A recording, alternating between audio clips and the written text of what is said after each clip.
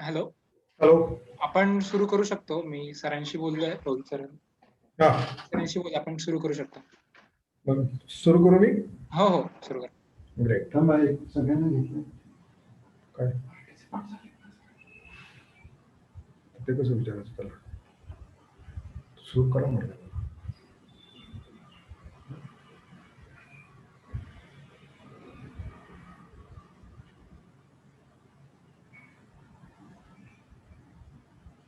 देवळाला बोलायला चालू करू दे ना, सगळं झाल्यानंतर.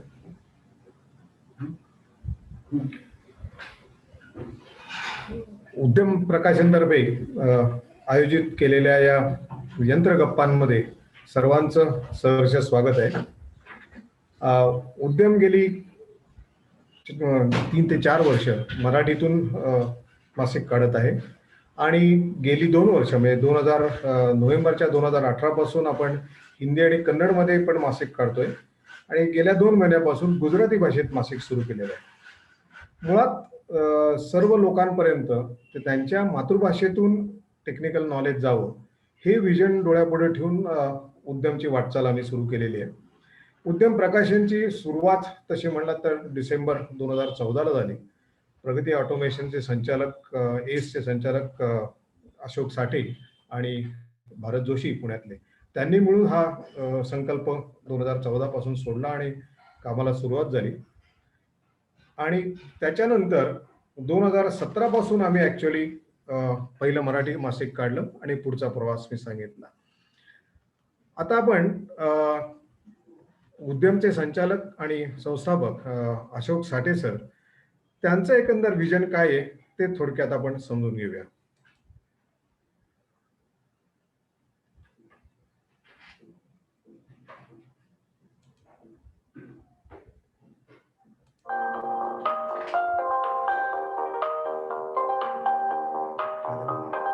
भारतीय भाषात पुस्तकांना मासिक ही बेसिकली काढताना कुठल्या प्रकारचं म्हणजे कामगार डोळ्यासमोर होता का इंजिनियर होता का काय म्हणजे तुम्ही समोर काय होता त्याच्या? कामगार वर्गच होता. माझ्या घरी मी फॅक्टरी चालू केल्यावरती तिथे काम करणारी बाई होती, तिच्या भावाला नोकरी पाहिजे होती. मी म्हणलं तो 10वी शिकलाय.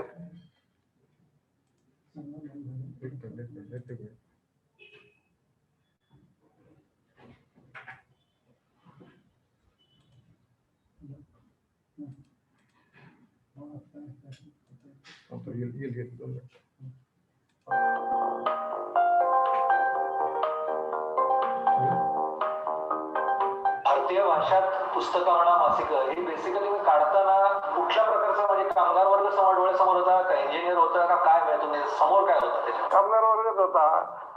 माझ्या घरी मी फॅक्टरी चालू केल्यावरती तिथे काम करणारी बाई होती, तिच्या भावाला नोकरी पाहिजे होती. मी म्हणलं तो 10वी शिकलाय, ITI जाणार असेल तर मी घेतो. मग तो आला म्हणाला पण मला इंग्रजी शिकायला लागेल, ITI मला ते जमत नाही, तो लहान गावात ना आलेला शेजारच्या, मी इंग्रजीच येत नाही, ITI शिकायला सुद्धा इंग्रजी पाहिजे म्हणून मला फारच राग आला. मी शिकत होतो तेव्हा मला मराठी शिकण्याचा अभिमान होता. तुमच्यापेक्षा तैवान मोठा, तुमच्यापेक्षा कोरिया मोठा, 1 कोटी 1.5 कोटीचा देश, आणि आपण जसं सुरू केलं तेव्हा कोरिया सुद्धा काय म्हणायचं खेड्यांचाच देश होता. कोरिया सुद्धा होय, तैवान सुद्धा तसंच होतं. कुठे कुठे गेले आणि त्यांच्याशी बोलताना समजतं ते काही करायचं म्हटलं तर त्यांचे कॉन्फिडन्स असतो मी करू शकतो. आपले लोक बोलतात काय असं, ते परदेशात आलं तर मी वापरतो. वाघ चीन वगैरे किंवा तैवान आहे, कोरिया आहे, म्हणजे कोणीही तिथे इंग्लिश वापरत नाही. इंग्लिश शब्द बोलला जात नाही रस्त्यावरती. अशा ठिकाणी जाऊन ते आपल्यापेक्षा वर गेलेले आहेत. इंग्लिशमुळे आपले लोक स्वतः विचार करायला विसरले. रेडीमेड मिळतं ते वाचायचं आणि हे करायचं, काम करायचं. कारण आपल्या भाषात तुम्ही ज्ञान भाषा बनवल्याच नाहीत, काही लिहिलंच नाहीत, सगळं दुसरीकडनं मिळतं तेच वापरतात. म्हणून लिहायला पाहिजे. CMTI मधनं बाहेर आल्यावरती मी काही झालं तरी एक्सपोर्ट करायचा, व्हॉल्यूम मध्ये करायचा, आणि कारण देशी मालाला काही किंमत नव्हती आणि ती किंमत तुम्ही परदेशी नाही गेल्याशिवाय तुमची किंमत तुम्हाला येता येत नाही. ती प्रूव्ह होऊन येते, तिथून मग आपले लोक वापरायला लागतात. बरोबर. मुळात अभिमान पाहिजे काम तुम्ही काम करताना तुम्ही कोणीतरी दुबळे लोक आहात आणि आपलं बिचारा एवढं केलं की आपण ही पंचायत सोडली पाहिजे आणि त्यासाठी भाषाच महत्वाची आहे. ही इमेज बदलली नाही तर आपला देश पुढे जाणार नाही. तेव्हा माझं मी हे जे काय करतोय ते मला पडलेली सुरुवात आहे. मासिक आता सुरू केलंय. आता सुरुवातीला आम्ही ट्रेनिंग पुस्तकं पाहिजे होती आम्हाला ITI साठी. पण त्यासाठी स्टाफ पाहिजे, कुठेतरी रेग्युलर इन्कम पाहिजे असं म्हणलं सुरुवातीला मासिक तयार करू. बरोबर. मग आता पुस्तक या वर्षी तयार होईल. सगळ्या भाषांना ती सुरू केली की तुम्ही फक्त मराठीतच कसं केलंय. मग आता कानडी आहे, गुजराती आहे, हिंदी आहे, आता तमिळ सुरू होणार.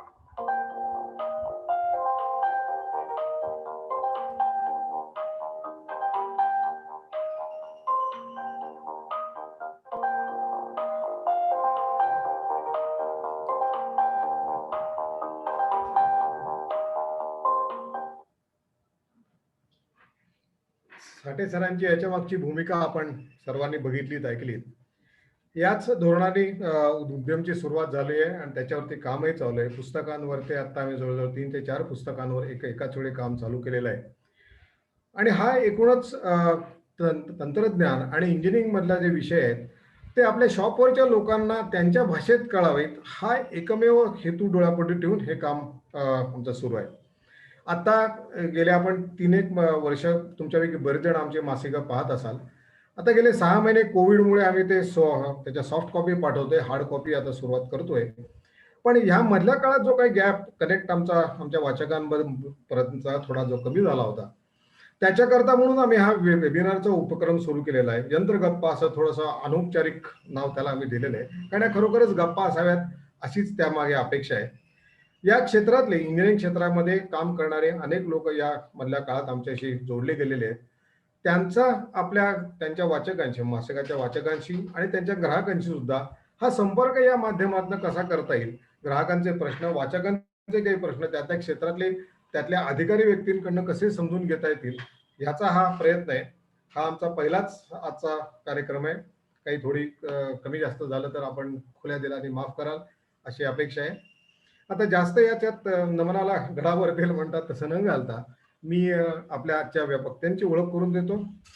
आपले एक व्यक्ती, आज 2 जण आपल्याशी गप्पा करणार आहेत. त्यातले पहिले जे आहेत ते श्री विवेक जोशी, हे सुंदरम क्लेटन कंपनीचे अध्यक्ष आणि CEO आहेत. जवळजवळ 22 वर्षांपेक्षा जास्त त्यांचा इंजिनिअरिंग क्षेत्रामधला अनुभव आहे. सुरुवातीची त्यांनी जवळ 2 ते 10 हा त्यांनी US मध्ये रिओबी डायकास्टिंग मध्ये काम केलं. त्याच्यानंतर ते भारतात येऊन त्यांनी 2010 मध्ये ते भारतात आले आणि जय हिंद इंडस्ट्रीमध्ये सिनियर GM म्हणून त्यांनी काम केलं 6 वर्षाकरता. त्यानंतर त्यांचा पुढचा प्रवास हा त्यांनी एन्ड्युरन्स बरोबर 2 वर्ष केला. या सगळ्या प्रोसेसमध्ये त्यांनी आपल्या कस्टमरची गरज काय आहे, त्यांचे नीड्स काय आहेत आणि त्या दृष्टीने आपल्या कंपनीच्या सिस्टीम कशा मॉडिफाय करता येतील, सुधारता येतील अशा पद्धतीने त्यांनी काम केलेलं आहे. आता सध्या ते सुंदरम क्लेटन या कंपनीचे अध्यक्ष आणि CEO आहेत, तुम्हाला सांगितलं. आणि इथेही त्यांचा US आणि भारत अशा दोन्ही प्लॅन्ट ते हेड करतात. अर्थातच त्यांचा जागतिक दराचे ग्राहक आणि स्थानिक आपल्या क्षेत्रातले सप्लायर्स, पुरवठादार यांच्याशी अत्यंत जवळचा संबंध असल्यामुळे त्यांच्याकडनं आपल्याला बरीच इनपुट मिळतील. त्यातला पुढचा विषय, पुढचे आपले वक्ते आहेत ते श्रीयुत विक्रम साळुंके. आपल्यापैकी अनेक जण त्यांना ओळखत असतील, कारण त्यांचा मेजरिंग इन्स्ट्रुमेंट आणि गेजिंग या क्षेत्रामध्ये अनेक वर्ष त्यांची कंपनी, आज पायोनियर कंपनी भारतातली आपण त्यांना ओळखतो. CMM सारखं त्यातलं अतिशय दर्जेदार आणि उच्च दर्जाचे मापन करणारं मशीन करण्यात त्यांच्या कंपनीचा आणि त्यांचा हातखंड आहे. आणि गेली 10 वर्ष ते कन्सिस्टंटली कारखान्यांमध्ये इन्स्पेक्शन मधलं डिजिटायझेशन कसं करता येईल ह्याच्याविषयी अधिक मेहनत त्याच्यावर करतायत. वेगवेगळ्या लोकांशी संपर्क साधतायत आणि तो प्रवास पुढे कसा जाईल हा त्यांचा महत्वाचा आत्ताचा विषय राहिलेला आहे. आजचा आपला गप्पांचा विषय आहे भविष्यातील गुणवत्तेचे निकष काय असणार आहेत. आता आपण बघतोय की गेले 6 महिन्यांमध्ये अनेक गणितं बदललेली आहेत, अनेक निकष बदललेले आहेत, अनेक पद्धती नवीन येऊ घातल्यात. येत आहेत. आपण सगळेजण वेगवेगळ्या पातळीवर त्याचा अनुभव घेतोय. आता या संदर्भात मी चर्चेला सुरुवात करताना पहिला जोशी सरांना प्रश्न विचारतो की तुम्ही एका मोठ्या कंपनीचे आज मॅनेजिंग डायरेक्टर आणि प्रेसिडेंट आणि सीईओ आहात. अशा वेळेला तुमचे जे कस्टमर्स आहेत, जे परदेशी असतील किंवा देशी असतील, ते त्यांच्याकडनं तुम्हाला नक्की कशा पद्धतीच्या आता अपेक्षा व्यक्त होत आहेत? नमस्कार. सर्वप्रथम मी उद्यम प्रकाशनचं अनेक धन्यवाद देतो. त्यांनी अतिशय स्तुत्य उपक्रम सुरू केला. आपल्या स्वतःच्या भाषेतली जी मासिकं आहेत त्यातनं इंजिनिअरिंगचं कौशल्य ज्ञान देणं हे अतिशय योग्य आणि स्तुत्य उपक्रम आहे. साठे सरांना चं अभिनंदन करावं तेवढं थोडंच आहे आणि पूर्ण उद्यमच्या टीमचं. तर सर्वप्रथम देवधर सरांनी जो प्रश्न विचारलेला आहे की भविष्यात कस्टमर्सच्या, ग्राहकांच्या आजच्या क्वालिटीच्या दृष्टीने, गुणवत्तेच्या दृष्टीने काय अपेक्षा आहेत, तर त्या आधी मला असं वाटतं थोडंसं आपण गुणवत्ता म्हणजे काय हा प्रकार याच्यात जरा शिरायला पाहिजे. प्रत्येकाच्या दृष्टीने गुणवत्तेचं प्रमाण वेगळं असतं. क्वालिटी डेफिनेशन चेंजेस जसजसं कस्टमर बदलतो. काही लोक म्हणतील की अडिअरन्स टू द कस्टमर स्पेसिफिकेशन, कस्टमरनी जे काही निकष ठरवलेले आहेत त्या निकषांवर तुमचा जर प्रॉडक्ट जो आहे तो जर उतरणार असेल तर तो गुणवत्तेला योग्य आहे. काही जण म्हणतील की ज्या फंक्शनसाठी तो उत्पादन होत आहे ते फंक्शन जर मिळत असेल तर गुणवत्ता योग्य आहे, म्हणजे meeting the functional needs of the product. आणि आजच्या जगात मला वाटतं प्रत्येक कस्टमर या दोन ज्या व्याख्या आहेत यावर जाऊन customer delight to achieve specification service far exceeding customer expectation, म्हणजे ग्राहकांचं नुसतंच स्पेसिफिकेशन पूर्ण करतो असा प्रॉडक्ट नाही तर त्यांना आनंद देईल, डिलाइट देईल, त्यांचं संपूर्ण समाधान करेल अशा तऱ्हेचं उत्पादन असावं अशी अपेक्षा आहे.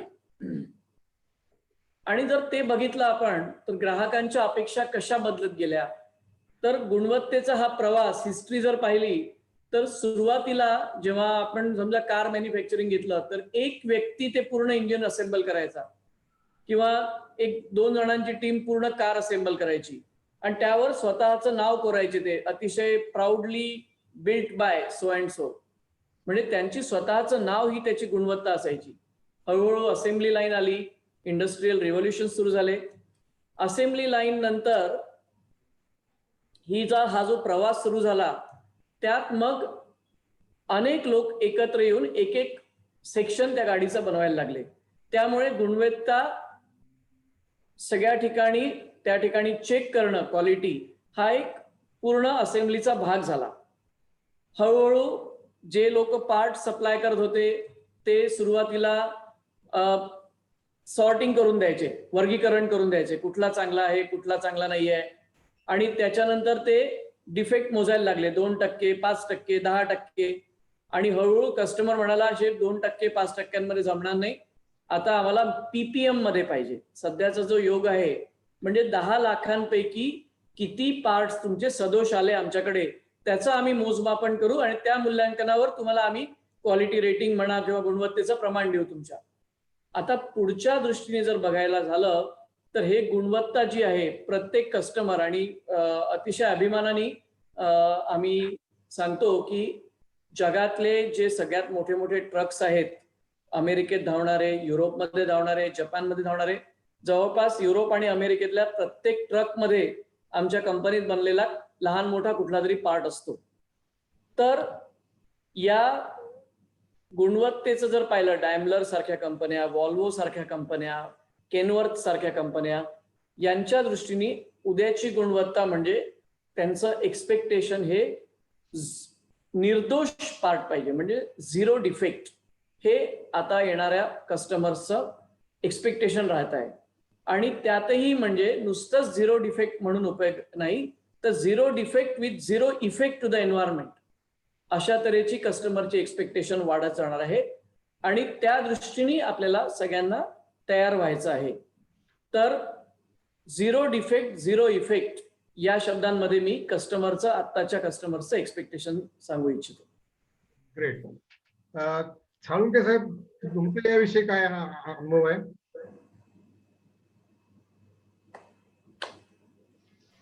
जेव्हा मी आपल्या धंद्यामध्ये आलो तेव्हा मला आता 30 वर्ष झाली या बिझनेसमध्ये, मेजरमेंट इन्स्ट्रुमेंट्सच्या.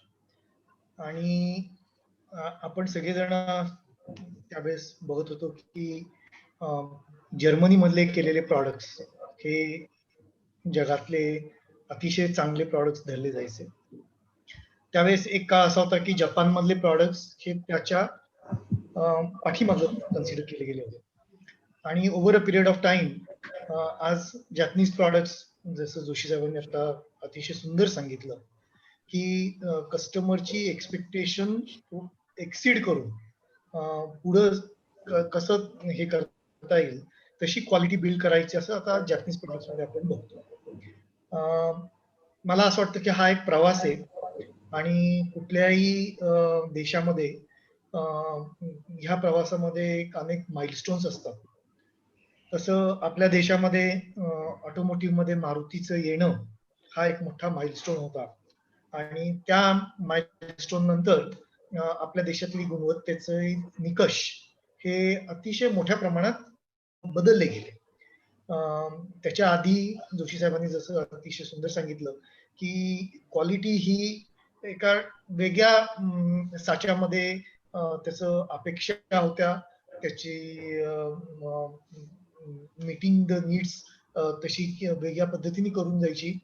तर ती सगळं नंतर चेंज झालं आणि आपण आज बघतोय की गेल्या 20-25 वर्षामध्ये ऑटोमोटिव्ह क्षेत्रामध्ये गुणवत्तेचे निकष किती मोठ्या प्रमाणात बदललेले आहेत. तर ह्या याच्यामध्ये as an equipment supplier we have also seen lot of journey in this process. सुरुवातीच्या काळामध्ये लोकांना बेसिकली एखादं मेजरिंग इक्विपमेंट हे अतिशय गरजेचं म्हणून ते असायचं आणि फायनल इन्स्पेक्शनला तिथं ते फक्त इक्विपमेंट सगळी क्वालिटी चेक करून ते इक्विपमेंट अतिशय काळजीपूर्वक वापरून तो फायनल, जसं म्हणाले जोशी साहेब, सॉर्टिंग करून इक्विपमेंट तुम्ही सप्लाय करायचा, अशी त्यावेळेसची पद्धत होती. आता ती सगळी पद्धत हॅज रॅडिकली चेंज. क्वालिटी ही जो तयार करतो त्याची आता जबाबदारी झालेली आहे आणि त्याची सगळी जी टूल्स आहेत ती त्याच्या मशीनवरच ॲडिक्वेटली कशी त्या ऑपरेटरला करून देता येतील असा आज प्रवास झालेला आहे. आणि त्याच्यामुळं आपण बघितलं की क्वालिटी कंट्रोल, क्वालिटी अश्युरन्स अशा सगळ्या एका बाजूला डेफिनेशन्स बदलत गेल्या. तसंच एक काळ असा पण होता की आपल्याकडं पांढरे कपडे घातलेले क्वालिटी इन्स्पेक्टर्स असायचे.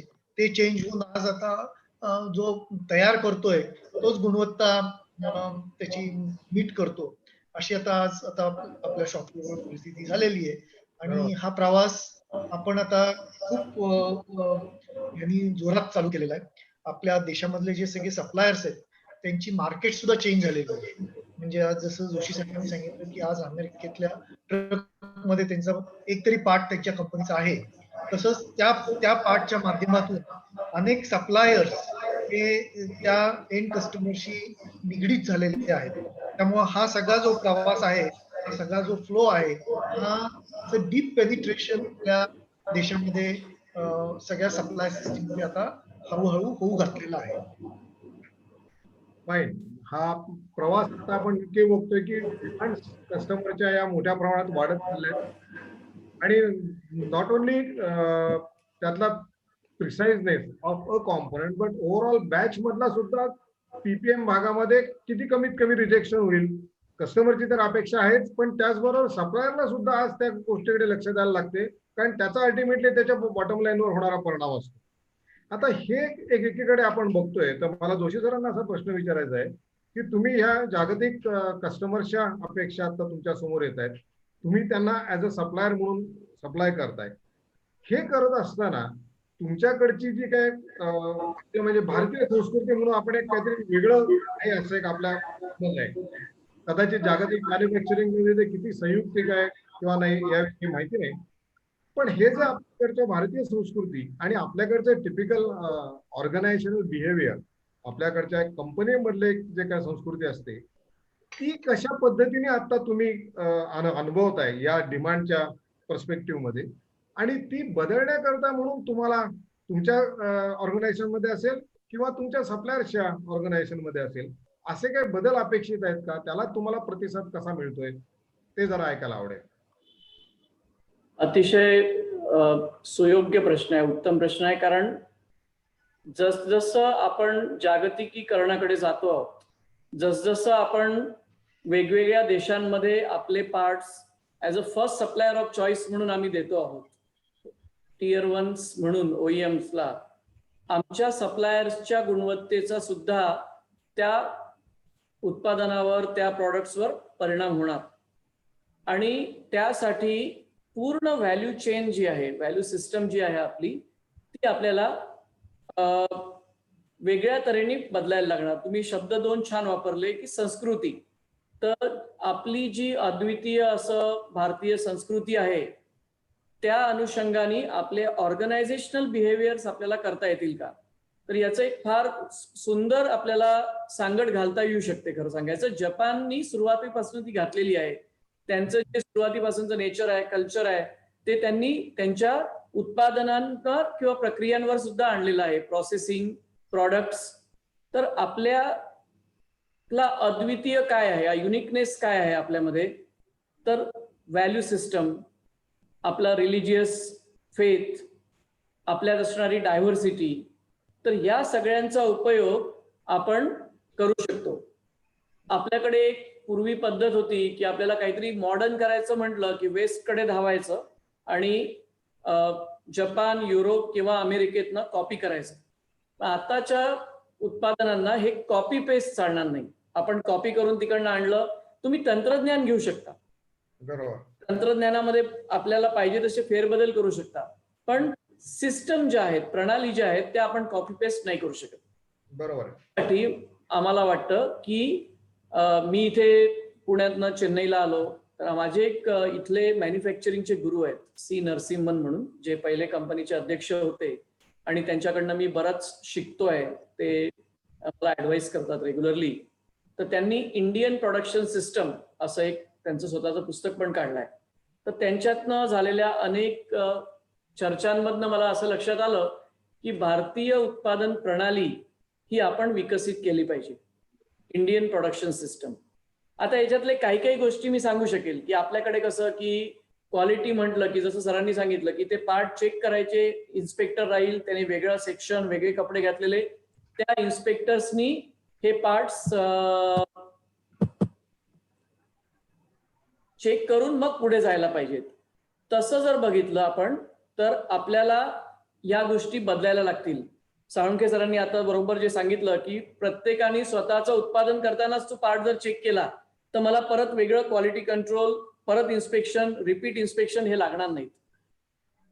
पण हे करता येण्याच्या आधी अनेक गोष्टींमध्ये बदल करायला लागेल. स्पेशली तुम्ही जो प्रश्न विचारला ऑर्गनायझेशनल बिहेवियर, त्यातला महत्वाचा म्हणजे की आपल्याला मोठ्या मोठ्या ज्या आमचे फॅक्टरीज आहेत, आम्ही त्याला वेगवेगळ्या लोकेशन वाईज, मग त्या लोकेशन मधल्या प्लांट वाईज, प्लांट मध्ये युनिट, युनिट मध्ये लाईन, आणि लाईन मध्ये सेल, आणि सेल मध्ये मशीन, असं त्याचं वर्गीकरण करतो आधी. म्हणजे तुम्ही मायक्रो लेवलला त्या गोष्टी मॉनिटर करू शकाल. अगदी मोठ्याच्या मोठं एकत्रित त्याचं सगळं सांभाळणं कठीण होतं. तर त्याला आधीच factory within factory, small factories मध्ये त्याला सेक्शन केले पाहिजेत. त्याच्यानंतर मुख्य भर म्हणजे जो आपल्या इथे आता अनेक वर्ष अमेरिकेत काम केल्यानंतर इथे आल्यावर सुरुवातीला तो धक्का बसायचा, कल्चरल शॉक ज्याला म्हणता येईल. आपण नॉन व्हॅल्यू ऍडेड आणि व्हॅल्यू ऍडेड याच्यातलं म्हणजे मूल्य कशात आहे, कस्टमर मला, माझा जो ग्राहक आहे तो कशासाठी पैसे देतोय, ते झालं मूल्य. बरोबर. व्हॅल्यू ऍडेड आणि नॉन व्हॅल्यू ऍडेड याचं वर्गीकरण करता आलं पाहिजे. तर जर व्हॅल्यू ऍडेड आणि नॉन व्हॅल्यू ऍडेड वर आपण फोकस ठेवला आणि नॉन व्हॅल्यू ऍडेड कमी करत गेलो तर आपल्या प्रॉडक्टची क्वालिटी आणि कॉस्ट दोन्ही याच्यावर फरक पडेल, उत्पादन वेळेवर नियंत्रित करता येईल. भारताबद्दल एक म्हटलं जातं, आपल्या इथे अतिशय चांगला वर्कफोर्स आहे, माइंड सेट आहे, ॲटिट्यूड आहे, पण आपल्या इथला सगळ्यात मोठा दोष जर बाहेर बघितला जातो तर आपण लोक प्रेडिक्टेबल कमी आहोत, असं त्यांचं म्हणणं असायचं. म्हणजे वेळेवर तीच गोष्ट होईल, तेवढीच क्वांटिटी होईल, त्याच गुणवत्तेत होईल, त्याच तऱ्हेने बरोबर आपला माल तिथे पोचेल. अनेक गोष्टी त्यांना प्रेडिक्टेबिलिटी, किंवा आपण एखादं त्यांना ऑर्डर दिली तर नवीन प्रोसेस मधून जाऊन ती ऑर्डर बरोबर त्या दिवशी ते प्रोडक्शन सुरू होऊ शकेल त्यांच्या SOP ला असलेल्या लिंक प्रमाणे. तर आपल्याला आपली कन्सिस्टन्सी आणि रिलायबिलिटी किंवा प्रेडिक्टेबिलिटी वाढवायला लागेल. मुख्य म्हणजे जेव्हा एखादा, अर्थात उत्पादन करताना अनेक समस्या येतात, प्रॉब्लेम्स येतच असतील, पण प्रॉब्लेम सॉल्व्हिंगचे जे टूल्स आहेत ते आपण डेटा ओरिएंटेड आहोत का, हा सगळ्यात मोठा प्रश्न आहे. म्हणजे structured data oriented problem solving याकडे आपला भर असला पाहिजे. की मला असं वाटलं, माझा अनुभवावर सॉल्व केलं, मी हे बटन बदलवलं, हे चेंज केलं आणि मग प्रोडक्शन सुरू केलं, हा पॅरामीटर मी मॉडिफाय केला, असं करून चालणार नाही. त्याच्यानंतर आपला मला CN सर नेहमी म्हणायचे, आणि मग मी सुरुवातीला त्याच्यावर बराच विचार केला, की अपस्किलिंग ऑफ वर्कफोर्स आणि डिस्किलिंग ऑफ वर्क. म्हणजे जो वर्कफोर्स आपल्याकडे आहे, कामगार वर्ग आहेत, टीम मेंबर्स आहेत, इंजिनियर्स आहेत, यांची स्किल वाढली पाहिजे, पण जे काम करतोय आपण त्याला लागणारं स्किल रिक्वायरमेंट कमी व्हायला पाहिजे ऑटोमेशनच्या किंवा मशीन प्रोसेसिंगच्या दृष्टीने. त्यानंतर माहिती आणि तंत्रज्ञानाचा वापर, लेव्हरेजिंग IT आणि फायदा करून घेणं हे पुढच्या दृष्टीने योग्य राहील. आणि कल्चर ऑफ कंटिन्युअस इम्प्रूव्हमेंट, सतत त्याच्यात इम्प्रूव्हमेंट, सतत काहीतरी सातत्याने इम्प्रूव्हमेंट जर होत राहिली तर आपण गुणवत्ता वाढत जाईल, कॉस्ट कमी होत जाईल. तर मला वाटतं अशा अनेक कल्चरल चेंजेस, ऑर्गनायझेशनल चेंजेस आपल्याला आपल्या प्रोडक्शन सिस्टम्स मध्ये आणले तर आपण अतिशय शक्य आहे. आमच्यासारख्या कंपन्या करतात आहेत, अनेक कंपन्या ज्या भारतात आहेत त्या जगातल्या टॉपमोस्ट त्यांच्या फील्ड मधल्या कंपन्यांना कॉम्पीट करून चांगल्या तऱ्हेचे प्रॉडक्ट्स घेऊन उत्पादन करतो आहोत आपण. तर हे वाढायला अगदीच मदत होईल जर आपण या ऑर्गनायझेशनल बिहेवियर, हा जो महत्वाचा मुद्दा आपण मांडला, त्याच्यावर लक्ष दिलं तर. सर, याचं एखादं काही उदाहरण देऊ शकता का? अनेक उदाहरणं आहेत. जसं मी सांगताना सांगितलं की आता आपल्याकडे डेटा ओरिएंटेशन, स्ट्रक्चर डेटा ओरिएंटेशनवर बरंच काम सुरू आहे. तर हे स्ट्रक्चर्ड डेटा ओरिएंटेशन आपल्या संस्कृतीमध्ये पाहिलं तर टॉप ड्रिव्हन असतं. जर आपल्याला एखादा प्रश्न आला, प्रॉब्लेम आला, तर साधारणतः मालकांची किंवा वरिष्ठ अधिकाऱ्यांचा पहिला प्रश्न असतो, कोणी केला, कोणी प्रॉब्लेम क्रिएट केला. हा प्रश्न हा कल्चरचा भाग झाला. तर आपण हा प्रश्न जर विचारला, हा प्रॉब्लेम कसा आला, मग ते 4W1H म्हणतो आपण ज्याला, हा कसा आला, कुठे आला, कसा आला, केव्हा आला, याचं जर आपण विश्लेषण केलं, रादर दॅन पहिलाच प्रश्न आहे कोणी केला रे प्रॉब्लेम, कोणताही अधिकारी, इंजिनियर, कामगार, आणि मी हे धोरण माझ्या आयुष्यात नेहमी ठेवलेलं आहे, कंपनीच्या गेटमध्ये येणारा कोणताही कुठल्याही लेवलचा असो, तो कधीच असा विचार करून येत नाही की आज काहीतरी मी बिघडवून जाईल, आज काहीतरी गडबड करेल. असं वाटतं की माझ्याकडनं काहीतरी चांगलं व्हावं. हे चांगलं होण्यासाठी सिस्टम देणं हे आमचं काम आहे. जर कुठे काहीतरी चूक होत असेल, काहीतरी सदोष पार्ट्स निर्माण होत असतील, कुठेतरी प्रोडक्शन सातत्याने थांबत असेल, तर त्याच्या मागचं सिस्टेमिक कारण शोधणं आणि त्यासाठी लागणारा आधी डेटा कलेक्ट करणं. त्याचे जाऊन मी म्हणतो की आमच्या कल्चरमध्ये जे जॅपनीज लोकांनी छान आत्मसात केलं, TEI म्हणतात, टोटल एम्प्लॉई इन्व्हॉल्वमेंट. याच्यासाठी अनेक व्हेकल्स आहेत. तुम्ही क्वालिटी सर्कल्स वापरू शकता.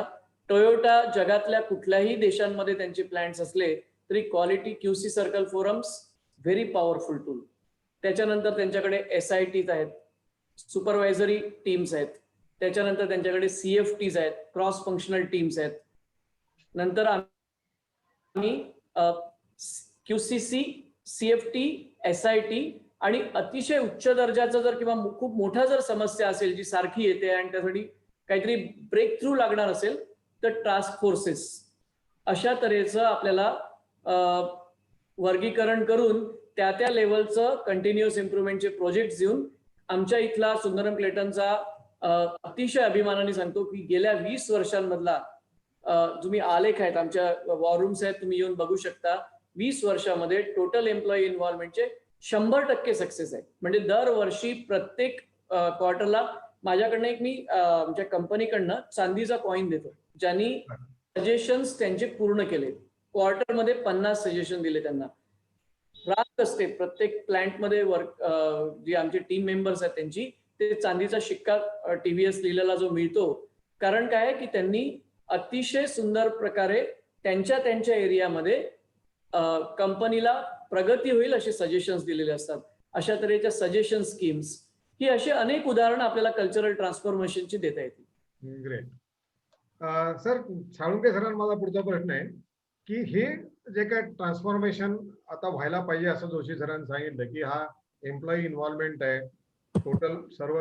आता हे करत असता तुम्ही जेव्हा तुमच्या ग्राहकांशी बोलत असता तेव्हा तुमचे ग्राहक हे मोठ्या कंपन्या आहेत त्याचबरोबर छोट्या कंपन्या पण आहेत.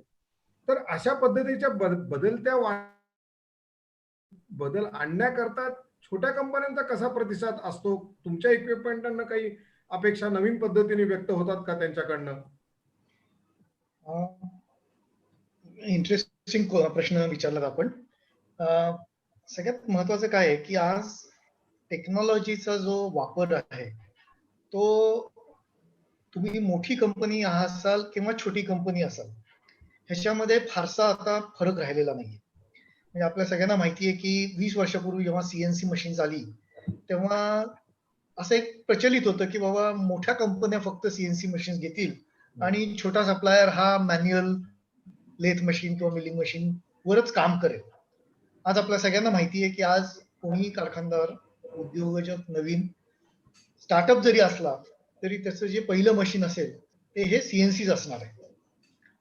तर तशाच पद्धतीने टेक्नॉलॉजी आस्पेक्ट हा आज आजच्या वातावरणामध्ये गिवन आहे. थोडासा फरक कशामध्ये राहिलेला आहे की ज्याला कल्चरल आस्पेक्ट मध्ये जोशी सरांनी त्याला उल्लेख केला. मोठ्या कंपन्यांमध्ये बरेचशी सिस्टीम ज्या आहेत त्या डेटा ड्रिव्हन असतात. बरोबर. वेरॅज छोट्या कंपन्यांमध्ये अजूनही ते आपण एक अनुभवावर जास्त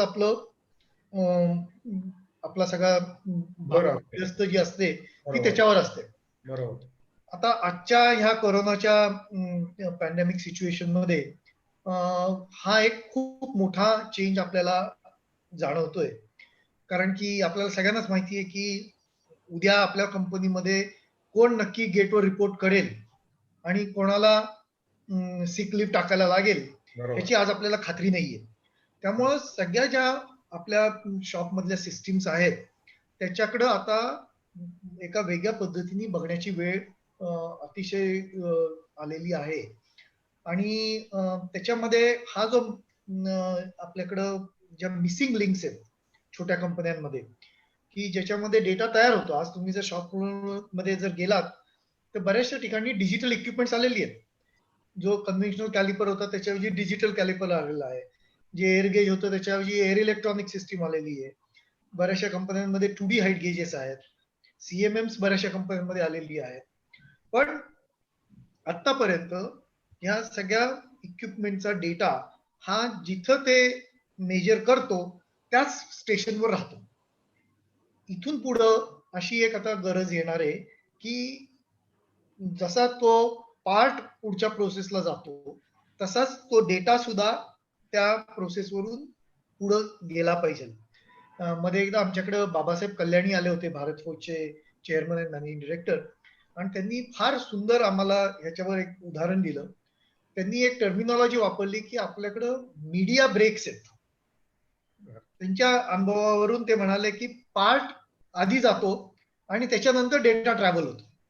खरं तर आपल्याला सगळ्यांना माहिती आहे की data is the fastest travelling tool, पण या मीडिया ब्रेक्समुळं तो आपला प्रत्येकाचा डेटा कुठल्या तरी त्या मशीनवर, कुठल्या तरी वहीमध्ये, कुठल्या तरी रेकॉर्डमध्ये तो असतो. आणि जेव्हा कधीतरी कुठला तरी प्रॉब्लेम येतो, तसं आपण आपल्या इंडियन पोलीस सिस्टीम प्रमाणे we are very quick to find out की हू मेड द मिस्टेक. पण तोच जर डेटा वेळेवर आपल्याला जर कॅरी फॉरवर्ड झाला तर एखादं, I wouldn't say a mistake but a deviation that is typically captured or recorded in the production flow, ती त्याचं प्रॉपर त्याचं नोटिंग होऊ शकतं. अनेक वेळा प्रोडक्शन मध्ये असं एक सिच्युएशन असते की certain deviations with a customer confirmation are consider acceptable for that particular point in time. आणि व्हॉट इज इम्पॉर्टंट इज की त्याची ट्रेसेबिलिटी मेंटेन करणं फार महत्वाचं आहे. कारण की त्याचा त्या कस्टमरला पुढं त्याला पूर्ण माहिती असणं की ह्या पार्ट मध्ये हे पर्टिक्युलर डेव्हिएशन आहे. आणि आता तुम्ही बघत आहात की ऑटोमोटिव्ह मध्ये स्पेशली आता हल्ली आपण ऐकतो की व्हेकल रिकॉल्स होतात.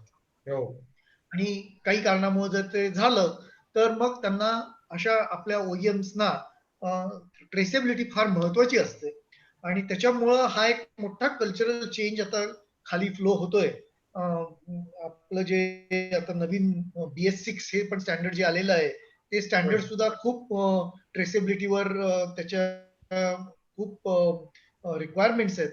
आणि ह्या सगळ्यासाठी पूर्ण शॉप फ्लोअरचा जो आपला वेगवेगळ्या प्रोसेसेसचा डेटा आहे तो कनेक्ट करणं, तो त्याचा योग्य पद्धतीने वापर करणं आणि डेटा बेस्ड डिसिजन्स घेणं, ही जशी मोठ्या कंपन्यांची, जसं जोशी साहेबांनी सांगितलं की ही त्यांचं कल्चर आहे, हेच कल्चर आता सप्लायर कम्युनिटीमध्ये irrespective of the size of the company हे कल्चर हे अधोरेखित आहे.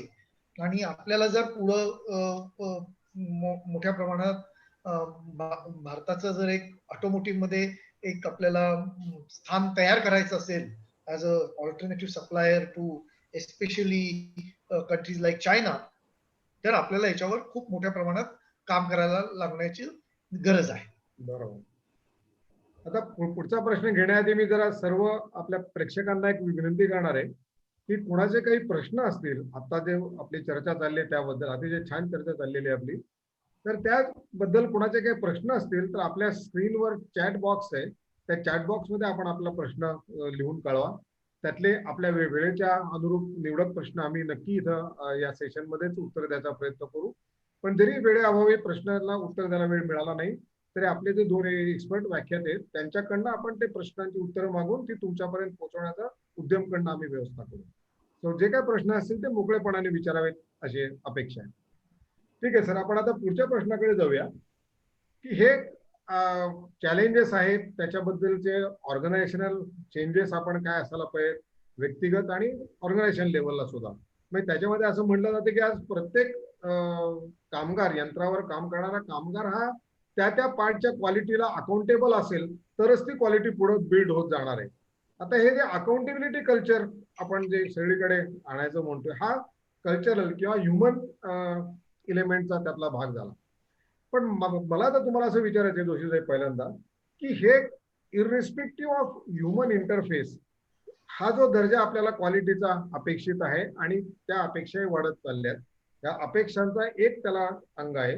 आणि दुसरं, आता साळुंके साहेबांच्या बोलण्यात जसा उल्लेख आला की आता या गेल्या 6 महिन्याच्या अभूतपूर्व परिस्थितीमुळे आज जो कामगार माझ्याकडे जो अत्यंत स्किल्ड आहे, एक्सपर्ट आहे, ज्याच्यावर माझी भिस्त आहे, असा जर का लहान कंपनीतला हा नेहमीचा प्रश्न असतो, ही जर का आपल्याला सिच्युएशन अजूनही पुढे काही काळ फेस करायची असेल, करावी लागणार असं एकंदर चित्र दिसतंय, तर त्याकरता टेक्नॉलॉजिकली आपण त्या कंपनीने कसा विचार केला पाहिजे? कुठली, आज मी उदाहरणार्थ मी म्हणेन की ऑनलाईन गेजिंग हा एकेकाळी चॉईस होता, आता तो चॉईस आहे का कंपल्शन आहे? असे अनेक त्यातले पर्याय आपल्या समोर आज जे काही वेळा मोठ्या कंपन्यांचे हक्क म्हणून किंवा त्यांना ते परवडतं म्हणून ते वापरत होते, असे काही पर्याय असतील. पण आजच्या बदलत्या परिस्थितीत ते आज मध्यम आणि छोट्या उद्योगांना सुद्धा कदाचित गरजेचे होऊन बसले असतील. ह्याच्याविषयी काही तुमचं म्हणणं ऐकायला आवडेल. मला असं वाटतं की आता आपण सांगितलं की 0 डिफेक्ट, निर्दोष प्रॉडक्ट ही कस्टमरची अपेक्षा आहे. आणि ही आतापर्यंत एक बजवर्ड होता, एक 5 वर्षापूर्वी, 2 वर्षापूर्वी, 3 वर्षापूर्वी, पण आता हा रियालिटीकडे जातोय. 0 डिफेक्ट किंवा अतिशय प्रोसेसिंग मध्ये सुद्धा कुठल्याही तऱ्हेचा डिफेक्ट येता कामा नये, या प्रणालीकडे जर आपल्याला जायचं असेल तर मला असं वाटतं एक पहिला मुद्दा असा आहे की हा चॉईस आहे का, तर मला असं वाटत नाही हा चॉईस राहणार याच्या पुढे. आज असेल कदाचित, तुम्ही सॉर्ट करून थोडेफार प्लस मायनस क्वालिटी करून तुम्ही पीपीएम मध्ये कस्टमरला देत असाल, पण जसजसं हा इंडस्ट्री 4.0चा किंवा क्वालिटी 4.0चा प्रवास पुढे जाईल, जसजसं माहिती तंत्रज्ञानाचा शिरकाव हा मॅन्युफॅक्चरिंग इंडस्ट्रीमध्ये वाढेल, तेव्हा ही चॉईस राहणार नाही. तर उलट मी म्हणेल त्यांच्या लहान साईजमुळे स्मॉल आणि मीडियम एंटरप्रेनर्सला ही सुवर्ण संधी आहे. आत्तापासनं आज माझ्याकडे 2,000 ते 3,000 मशीन्स आहेत. त्यांना मी इंडस्ट्री 4.0ला कन्वर्ट करणं, किंवा एखादा शॉप आहे जिथे 10 ते 12 मशीन्स आहेत, 10 ते 12 मशीन्स कन्वर्ट करायला तुम्हाला जास्ती लवकर करता येतील, जास्ती त्याच्यातनं उपयोग करून घेता येईल. आणि त्याला खर्चही कमी येईल. की हा चॉईस न राहता आपल्यासाठी सगळ्यांसाठी एक सुवर्ण संधी म्हणून आपण याच्याकडे बघायला पाहिजे. मग माझ्या दृष्टीने गुणवत्तेचे, भविष्यातील गुणवत्तेचे निकष जे तुम्ही आपल्याला आता आपण जे बोलत होतो, तर कुठले निकष असायला पाहिजे, इंडस्ट्री लहान असो मोठी असो, तर माझ्या दृष्टीने सगळ्यात पहिला 7 निकष मी सांगेल. पहिला जो आहे तो आहे क्वालिटी ऑफ अ पर्सन, स्वतःची गुणवत्ता, माझ्या कामगारांची गुणवत्ता, माझ्या अधिकाऱ्यांची गुणवत्ता. तर क्वालिटी ऑफ अ पर्सन पासून सुरू होतो. त्याच्यात तिन्ही भाग येतील, स्किल, नॉलेज, ॲटिट्यूड, ज्याला आपण कौशल्य किंवा ज्ञान किंवा दृष्टिकोन बघण्याचा, या तिन्ही विषयांवर प्रत्येकासाठी आपल्याला काम करायला लागेल, प्रत्येक कंपनीने. So skill of a quality of a person. दुसरा जो आहे की सिस्टम, तुमच्या इथल्या क्वालिटी ऑफ अ सिस्टम. आता साळुंके सरांनी अतिशय, आम्ही जे अगदी मी इंजिनियर असतानापासून फेस करतो असे प्रॉब्लेम सांगितले की कस्टमरकडे टिपिकल प्रॉब्लेम आला, मग तो सांगणार, मग आम्ही त्याच्यातला बॅच कोड पाहणार, त्या बॅच मधले सगळे रेकॉर्ड्स तपासून पाहणार. पुष्कळ वेळात असं झालं की नंबर सुद्धा असायचा पार्टवर, बरोबर त्या रजिस्टर मधला तो नंबर मिसिंग असतो, हजारो नंबर मधनं एक पार्ट त्यांच्याकडे सापडतो. असं झालेलं आहे, अनेक असं होतं. किंवा तो नंबर ओळखूच येत नाही, तो वाचता येत नाही. ही जी आपली सिस्टम आहे क्वालिटीची, किंवा एकंदरीत मी त्याला कधीच क्वालिटी सिस्टम म्हणत नाही, जरी ते प्रचलित नाव असलं तरी, it's a operation system, operating system. Sir he QoS जी आहे, आपण जे अगदी माल आतमध्ये येण्यापासून तर पॅकेजिंग करून बाहेर जावंच, तर या सगळ्यांना त्याची क्वालिटी महत्वाची आहे. तुमची ऑर्डर ऑब्टेनमेंट असो, RFQ प्रोसेस तुम्ही कशी करता, ऑर्डर फुलफिलमेंट असो, NPD प्रोसेस असो, SOP असो, किंवा मास प्रोडक्शन असो, किंवा पार्ट दिल्यानंतर आफ्टर सर्व्हिस असो, याची गुणवत्ता महत्वाची आहे. तिसरा जो आहे क्वालिटी ऑफ मशीन्स, इक्विपमेंट्स. आता याच्यात अपकिपमेंट, PM हा झालाच, पण अतिशय प्रगत तंत्रज्ञान यात पुढे येत आहे. तुमची मशीन जुनी असो, नवीन असो, भारतीय मेड असो, चायना मेड असो की जर्मन मेड असो, आज त्या सगळ्या मशीन्सला कनेक्ट होणारे वेगवेगळे सेन्सर्स बाजारात येतात आहेत, आणि अतिशय स्वस्त आणि चांगल्या तऱ्हेने काम करणारे येतात आहेत. त्याला कनेक्ट करणारे हार्डवेअर येतात आहेत, सॉफ्टवेअर येतात आहेत. डेटा ॲक्विजिशन घेऊन त्या सॉफ्टवेअरला प्रोसेस करून तुमच्या त्या मशीनचा डेटा तुमच्याजवळ पूर्णपणे राहील. तर पूर्वी जो म्हणायचं ब्रेकडाऊन मेंटेनन्स, त्याच्यानंतर आपण त्याला म्हणायचो की ओके, ब्रेकडाऊन होण्याच्या आधी जे वेअर अँड टेअर पार्ट्स आहेत, घर्षण होणारे पार्ट्स आहेत, त्याला आपण प्रेडिक्टिव्ह किंवा त्याला ब्रेकडाऊन नंतर PM करू, मेंटेनन्स करू. बरोबर. पण आता मेंटेनन्सच्या पुढचा जो आहे टप्पा, तो प्रेडिक्टिव्ह मेंटेनन्स आहे. प्रेडिक्टिव्ह मेंटेनन्स मध्ये तुम्ही आधीच प्रेडिक्ट करणार की पुढे काय प्रॉब्लेम येऊ शकतो, ती बेअरिंग्स किंवा ते पार्ट्स, किंवा आपण त्याच्यावर लुब्रिकेशन, त्या गोष्टी करू शकतो. त्याच्या पुढचंही जाऊन मी रिसेंटली ओरॅकलच्या आमच्या एका मित्राचं आर्टिकल वाचलं. तो पुढे जाऊन प्रेडिक्टिव्ह मेंटेनन्सच्या पुढे जाऊन डिस्क्रिप्टिव्ह मेंटेनन्स म्हणतोय, की जेणेकरून एक म्हणजे मशीनच स्वतः सांगेल की मला कुठे प्रॉब्लेम येईल. दुसरी गोष्ट म्हणजे जिथे प्रॉब्लेम येणार, जे चेंज करायचं आहे त्याच्याबद्दलची सगळी माहिती मशीनच्या बाजूला स्क्रीनवरच देईल. कुठला मेंटेनन्स टेक्निशियन ते करू शकेल, तो स्पेअर आपल्या याच्यात अवेलेबल आहे का, ही सगळी माहिती मशीन स्वतःच घेईल आणि अलार्म देईल की आता या माणसाने येऊन मला हे चेंज करावं, एवढंच त्याच्याकडे काम आहे. तर अशा तऱ्हेचं upkeepment of the quality of equipment. त्याच्यानंतर क्वालिटी ऑफ द प्रोसेस, प्रक्रिया जी आहे ती आपण आताच बोललो डेटा ओरिएंटेड. तर सिंपल भाषेत सांगायचं झालं तर 4M+T म्हणेल मी. मॅन, मेथड, मशीन, मटेरियल आणि टूल. अशा चारही तऱ्हेच्या तुम्ही गोष्टींची काळजी घेतली प्रोसेसिंग मध्ये आणि तो डेटा कलेक्ट करण्यासाठी जबाबदारी घेतली तर तुम्ही करू शकाल. क्वालिटी ऑफ इन्स्पेक्शन, माझ्यापेक्षा अतिशय योग्य व्यक्ती आपल्या सोबत आहेत. साळुंके सरांकडनं मी अनेक वर्ष झालं हे शिकतोय. सो क्वालिटी ऑफ इन्स्पेक्शन, इन्स्पेक्शनच्या इक्विपमेंटची, माणसांची 100% मी म्हणतो याच्या पुढे मी उलट जातोय प्रवाहाच्या. लोक म्हणतात मला इन्स्पेक्शनच करायचं नाही, प्रोसेसच झाला पाहिजे असं की 0 डिफेक्ट येईल. परंतु ते करायच्या आधी तुम्हाला कस्टमरच्या रिक्वायरमेंट समजून घेऊन त्या 100% आपल्याला चेक करता आल्या पाहिजे. CTQ त्या गिव्हन टॅग टाइम मध्ये चेक करता आल्या पाहिजे आणि गिव्हन अश्युरन्सनी चेक करता आल्या पाहिजे. तर साळुंके सरांनी इनफॅक्ट मुद्दाम नमूद करावं असं वाटतं मला की भारतामध्ये सगळ्यात पहिले असं ऑटोगेज बनवलं आणि मी फॉर्च्युनेट होतो की मी पहिला कस्टमर असेल तशा तऱ्हेच्या कॉम्प्लेक्स ऑटोगेजचा, की सरांनी ते बनवलं जे युरोपमध्ये बनायचं, भारतात कधीही अशा तऱ्हेचं बनायचं नाही. 45 सेकंदामध्ये जवळपास 150 ते 200 पॅरामीटर, 170 काही पॅरामीटर्स, अगदी true position of holes, diameters, parallelism, flatness, अशा अनेक तऱ्हेचे डायमेन्शन्स आम्ही 170 तऱ्हेचे डायमेन्शन 40 सेकंदामध्ये त्या पार्टचे चेक करायचो. त्याला टेम्परेचरचं लिमिट नाहीये, टेम्परेचर ऑटोमॅटिक कॅलिब्रेशन करतं सॉफ्टवेअर आणि रिझल्ट 1 मायक्रॉनच्या आत रिझल्ट मिळतात. हे आज भारतातल्या पुण्यातल्या कंपनीने करून दाखवलेलं आहे आणि त्याची रिलायबिलिटी ऑफ दॅट इक्विपमेंट 100% आहे. म्हणजे अनेक लाख सायकल ते इक्विपमेंट असं सुरू आहे. असं काही फॅन्सी म्हणून एखाद वेळेस वापरलेलं इक्विपमेंट नाहीये. 100% ऑनलाईन आणि 0 PPM ऍट कस्टमर. कारण आम्ही प्रत्येक पार्ट 100% जर डायमेन्शन चेक करून देणार असू तर प्रश्नच येत नाही की त्यांना डायमेन्शनचा प्रॉब्लेम येतात. तर अशा तऱ्हेने क्वालिटी इन्स्पेक्शन वाढायला पाहिजे. पुढे जाऊन सुद्धा हे इन्स्पेक्शन पार्टची ट्रेसेबिलिटी ते गेज घ्यायचं आणि त्या ट्रेसेबिलिटी प्रमाणे रिझल्ट स्टोअर करायचं, म्हणजे आपल्याला पूर्ण 100% ट्रेसेबल राहील. पुढे जाऊन ते मशीनला पण कनेक्ट करून मशीन सुद्धा ऑटोमॅटिक करेक्ट करेल स्वतःला. याचे पण प्रयोग सुरू आहेत. त्याच्यानंतर क्वालिटी ऑफ प्रॉडक्ट, त्याच्यात उत्पादनाची गुणवत्ता मी आताच ऑटो गेजिंग सांगितलं, online direct feedback to the machine सांगितलं, ऑनलाईन SPC आणि प्रेडिक्टेबिलिटी. आणि सगळ्यात महत्वाचं म्हणजे जो मुद्दा आपल्याकडे भारतात अनेक वेळा विचारात घेतला जात नाही, म्हणजे क्वालिटी ऑफ पॅकेजिंग.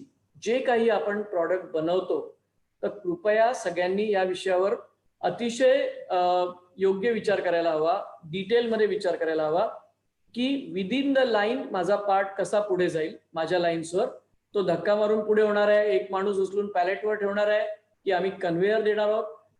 आणि मुख्य म्हणजे जेव्हा तो ग्राहकाकडे पोहोचेल तेव्हा कुठल्या पॅकेजिंग स्टँडर्ड मध्ये जाईल जेणेकरून पार्टला धक्का लागणार नाही, त्याचं फंक्शन चेंज होणार नाही. आपण उदाहरणच द्यायचं झालं तर ऍपलचं एखादं प्रॉडक्ट विकत घेतलं, फोन तर वेगळे आहे किंवा आयपॅड आहे, साधे तुम्ही हेडफोन्स त्यांचे विकत घेतले, त्यांची क्वालिटी ऑफ पॅकेजिंग बघा, किती तऱ्हेचं त्यांनी त्याच्यात व्यवस्थित अगदी वेल डिझाईन आणि मटेरियल अगदी जे त्याला योग्य असतं असं अट्रॅक्टिव्ह, ते बघूनच तुम्हाला घ्यावंसं वाटलं पाहिजे. मुख्य म्हणजे फंक्शन सेव्ह करेल, कमीत कमी जागेत ते पॅकेजिंग जाईल. तर क्वालिटी ऑफ पॅकेजिंग सर्व्हिस ही महत्वाची आहे. तर मला असं वाटतं की या 7 क्रायटेरियांमधनं आपण गुणवत्तेचं पुढचं भविष्य ठरवू शकतो आपल्यासाठी. आणि ह्या ज्या फॅन्सी गोष्टी सांगतोय मी आज, असं वाटत असेल काही की 100% ऑनलाईन होईल, 100% मशीन कनेक्ट करेल, तर माझं small scale, medium scale industries on करणाऱ्यांना, त्यांच्या एंटरप्रेनर्सला, उद्योजकांना ही विनंती आहे की तुम्ही याला फॅन्सी समजू नका. आजच्या जगात अगदी तुम्हाला अतिशय सहज उपलब्ध होईल अशा या टेक्नॉलॉजीज आहेत. याचा तुम्ही वापर करा आणि तुम्ही तुमचं प्रॉडक्ट दाखवा की मी वेळेच्या आत योग्य व्यक्तीकरण, योग्य क्वालिटीमध्ये आणि योग्य कॉस्टमध्ये तुम्हाला करून देऊ शकतो. या तंत्रज्ञानाचा वापर करून तुमच्या जो भरभराट आहे उद्योगाची, आमच्यासारखे लोक तर टपूनच बसले आहेत. चांगले जे आहेत सप्लायर्स, आम्हाला क्वालिटी माल वेळेवर विथ ट्रेसेबिलिटी मिळाला पाहिजे, त्याचे सगळे रेकॉर्ड्स अवेलेबल असले पाहिजे. आणि आम्ही सुद्धा सप्लायर्स कडनं शिकत असतो असल्या गोष्टी, आणि आपण पण OEM कडे जाऊन त्यांना ते देऊ शकतो पुढे जाऊन. तर मला असं वाटतं की याच्यात आपल्याला खूप संधी उपलब्ध आहेत आज. ग्रेट. तुम्ही या 7 स्टेप म्हणजे अतिशय मुद्देसूद याचं वर्णन केलंय, कशा पद्धतीने ऑर्गनायझेशनने विचार केला पाहिजे.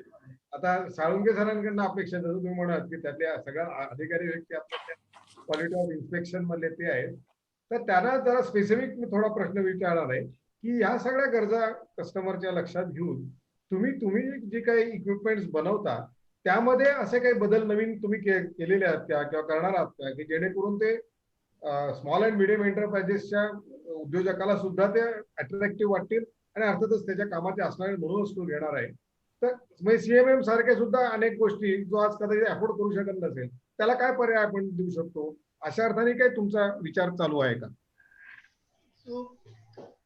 First of all, Joshi साहेबांना thank you for recognizing, giving us actually the opportunity to do this system that त्यांनी जी मेन्शन केली. माझा एक महत्वाचा थोडासा मुद्दा असा सांगायचा आहे की खरं सांगायचं झालं तर इक्विपमेंट सॉफिस्टिकेटेड असणं हा परफॉर्मन्सच्या दृष्टीने नुसता एक भाग नाहीये. तर ते इक्विपमेंट हे 2 गोष्टी करत असतं. एक ते त्याचं फंक्शन करत असतं, मेजरमेंटचं जे काही आपण म्हणतो ते.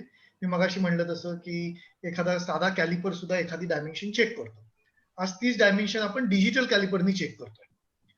आणि जर मला कोणी विचारलं की माझ्या साधा कॅलिपरची किंमत ₹1000 होती आणि आज डिजिटल कॅलिपरची किंमत मी 1200 किंवा 1500 रुपये देतोय आणि तेच काम करतोय, असं जर मी म्हणलं तर खरं सांगायचं झालं तर डिजिटल कॅलिपर जस्टिफाय करणं अवघड आहे. खरी त्याच्यातली जी महत्वाची जी फीचर आहे की तो डिजिटल कॅलिपर हा जो डिजिटल डेटा देतो, तो डेटा हा पुढच्या प्रोसेस मध्ये वापरला गेला आणि त्याच्यातून जर काही डिसिजन झाले तर त्याची जी व्हॅल्यू आहे ती व्हॅल्यू ही ह्या सगळ्या इक्विपमेंटच्या कॉस्ट जस्टिफाय करून जाते. आपल्याकडं बरेच गेल्या अनेक वर्षांमध्ये digital equipments on the shop floor बरीचशी सगळीकडे झालेली आहेत. म्हणजे आज तुम्ही जर कुठलं इक्विपमेंट घ्यायला गेलात तर मला नाही वाटत कोणी कन्व्हेन्शनल इक्विपमेंट विकत घेतं.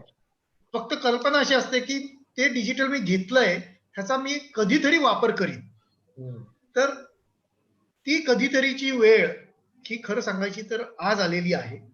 आणि जोशी साहेबांनी जसं सांगितलं मगाशी, त्यांनी IPS मध्ये अतिशय सुंदर उल्लेख केला जो नरसिंह साहेबांनी त्यांना सांगितलेला आहे की तुम्ही वर्क सिम्प्लिफाय करा पण लोकांची स्किल वाढवा. तर याचाच दुसरा अर्थ असा की तो जो काही डिजिटल इक्विपमेंट मधनं येणारा डेटा आहे तो आज आपल्याला इंटरप्रिट करता आला पाहिजे, त्याचा वापर करून घेता आला पाहिजे. त्याच्यातून मग सगळी ही जी प्रोसेस सरांनी सांगितली की प्रेडिक्टिव्ह मेंटेनन्स करता येतो, त्याच्या पुढे प्रिव्हेंटिव्हला आपण म्हणजे अनेक पद्धतीने त्याच्याकडे बघता येऊ शकतं, कॉस्ट कमी करता येऊ शकते. पण ह्या सगळ्याला आपल्याला डेटा अनालिसिस हा खूप एक महत्वाचा भाग आहे. आणि मला असं वाटतं की आपल्या सगळ्या वर्कर्सचं आणि आपल्या सगळ्या मॅनेजर्सची स्किल्स येत्या काळामध्ये खूप चॅलेंज होणार आहे. We are not use to work with data. बरोबर. आपल्याला आतापर्यंत आपली बरीचशी एनर्जी हा डेटा आणण्यातच खर्च होते. 80% वेळ हा तो डेटा आणणं, तो व्यवस्थित ऑर्गनाईज करणं ह्याच्यातच खर्च होते. आणि बाय द टाइम तो डेटा ऑर्गनाईज होतो तोपर्यंत इतका वेळ निघून गेलेली असते की त्याच्या अनालिसिस मधनं फारसं काही हातात मिळत नाही. टेक्नॉलॉजीच्या माध्यमातून डेटा तुमच्याकडे इन्स्टंटली पोहोचू शकतो पण तो तुम्हाला वापरता आला पाहिजे. आणि बऱ्याचशा ठिकाणी जर डेटा वापरला, मला एक बॉश कंपनीच्या फाउंडरचं एक स्टेटमेंट आठवतं की ते असं म्हणतात की त्यांच्या ह्याच्या गुणवत्तेच्या धोरणामध्ये कोणी माझा प्रॉडक्ट चुकीचा आहे हे केलं तर ती सगळ्यात माझ्या दृष्टीने मोठी नामुष्की आहे, असं त्यांचं एक अशा अधोरेखित आधाराचं त्यांचं एक स्टेटमेंट आहे. तर त्याच्यासाठी त्यांनी खूप बॉश कंपनीनी मेजरमेंट्स मध्ये खूप मोठ्या प्रमाणात सुरुवातीपासून इन्व्हेस्टमेंट केल्या आणि म्हणून आज आपण ती कंपनी एक क्वालिटी मधलं स्टँडर्ड मानलं जातं. बरोबर. तर तसंच सगळ्या आज ती ह्या इक्विपमेंटच्या ह्याच्यामुळं प्रत्येकाला ती संधी आलेली आहे. प्रत्येकाकडे ही इक्विपमेंट आज अवेलेबल आहेत, जी आहेत नवीन इन्व्हेस्टमेंट करायच्या आधी. म्हणजे आता जसं जोशी साहेबांनी सांगितलं की ऑटोमेटेड गेजिंग सिस्टीम्स आणि हे ते सगळं नवीन युगामध्ये आलेले ते आज आपण भारतामध्ये आमच्यासारख्या अनेक कंपन्या इथं भारतात पण तयार करतायत. पण माझं म्हणणं असं आहे की खरं सांगायचं झालं तर जे ऑलरेडी आपल्या शॉप फ्लोअरवर आहे ते जर आपण ऑप्टिमली वापरलं आणि त्याच्यातून येणारा डेटा जर व्यवस्थित हे केला तर आपल्या शॉप फ्लोअरवर आपल्याला खरोखरीच क्रांती घडवून आणता येईल. आणि त्याच्यातून हा जर आपण एम्फसाइज दिला तर मग पुढे येणाऱ्या इन्व्हेस्टमेंट हे नॅचरली होत जातील. म्हणजे मग कोणाला जस्टिफाय करायला लागणार नाही की बाबा ह्याचा उपयोग खरंच होतो का, ही इन्व्हेस्टमेंट जस्टिफायबल आहे का, हे सगळे प्रश्न आपल्याला बोलायला लागणार नाही. आज मी जर्मनीमध्ये किंवा अनेक प्रदेशात जातो, त्यांची जर इन्व्हेस्टमेंट इन क्वालिटी इन्फ्रास्ट्रक्चर जर बघितली तर ती अनेक पटीने असते. आपल्याला जर्मनीतलं सोडा, मी पुण्यातलंच उदाहरण देतो. फोक्सवॅगन ही कंपनीने जेव्हा इथं चाकणला फॅक्टरी चालू केली तेव्हा फॅक्टरी चालू व्हायच्या आधी पहिल्यांदा जर काय सेटअप झालेलं असेल तर त्यांची क्वालिटी रूम सेटअप झाली आणि तिथं 5 मशीन्स बॉडी अँड व्हाईटची तिथं इन्स्टॉल्ड होती पहिल्या दिवशी प्लांट चालू व्हायच्या आधी. आणि त्यांचे जे त्यावेळेसचे सीईओ होते आपले चाको सर, हे इंडियन ओरिजिनचे ग्रस्त आहेत, जे त्यांचे सीईओ होते इथं. चाको सर स्वतः त्यांचं ऑफिस प्लांटच्या सुरुवातीच्या काळामध्ये त्या मेजरमेंट रूम मध्ये त्यांचं ऑफिस होतं. आणि ते कुठलाही प्रॉब्लेम शॉप फ्लोअरवरून आला की he never use to react until he has personally seen the CMM report, understood that report, and then only the further action would be done.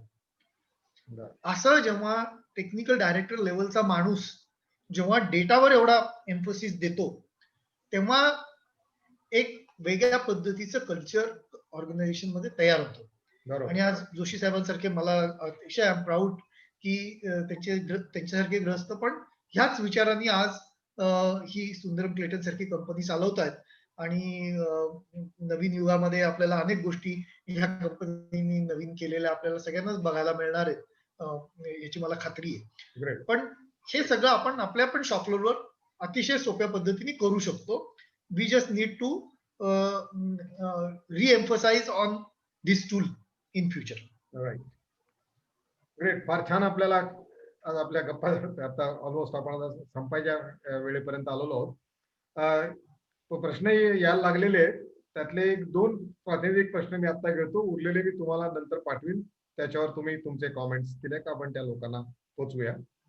पहिला प्रश्न असा आहे, सचिन गंभीरे नावाचे आपले प्रेक्षक एक आहेत, त्यांनी प्रश्न विचारलाय की त्यांनी इंग्लिश मध्ये लिहिलाय, तोच मी वाचतो, त्याचं मराठीकरण करत बसत नाही आता. Why Indian companies are not able to adopt it naturally? Why there is need to push? कारण कायम धक्का का मारायला लागतो? आपण ही गरज जी आहे त्याला ऍड्रेस करायची वृत्ती का नाही आपल्याकडे? आणि is there something to do with education system और माइंडसेट ऑफ इंडियन मॅन्युफॅक्चरर? हा जोशी सरांकरता प्रश्न आहे. सरांचा माईक हा नाही, मी ओपन केला. पहिला जो मुद्दा होता की वाय इज नीड पुश. आता याला कल्चरल कारण आहेत माझ्या दृष्टीने, की आपण जे